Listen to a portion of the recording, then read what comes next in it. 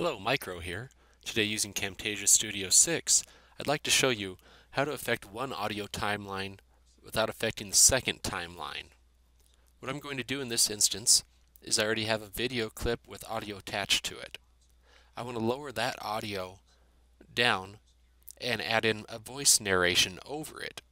And I want a little bit of ambient noise coming from the video clip, but I want to make sure that you can hear my voice narration over the audio of the video.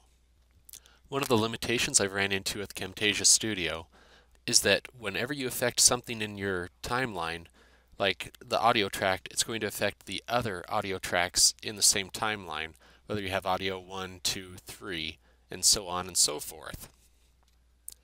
Now when editing this audio, your first thought is, well, you go up to the audio enhancements, click on that, and adjust from there. The problem with that is any adjustments you make through your audio enhancements is going to affect all of the audio as well. And you can also get to your audio enhancements by right-clicking on your audio timeline and clicking Audio Enhancements. So what we're going to do is we're going to affect audio 1 attached to the video first. So we want to remove our audio 2, which is my voice narration. You can right-click on it and remove from timeline. That removes it from our timeline down below, but still keeps it up above in our audio options. Now what we want to do is we want to grab this green bar that turns red, this triangle, and drag it all the way to the end of the video so that I can affect all of the audio. Anything that's lit up in blue is going to be affected. Now what we do is we come up here, and here we have some quick links that do different things: fade in, fade out, volume up and volume down. So what we're going to want to do is we're going to want to drop the volume in our audio track. And every time you click it, it's audio volume down 25%.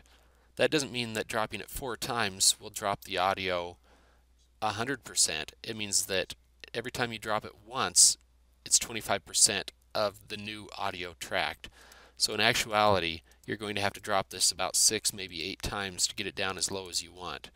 And as you can tell, the audio wave lines are getting smaller every time you do it. And of course, to test it, to see if it's where we like it, you can just go up and hit play and listen to the audio level. From experience, I know this is good, and since this is a tutorial, I'm just going to move on to the next step. Now what I'll show you is I want to move in a second narration audio file.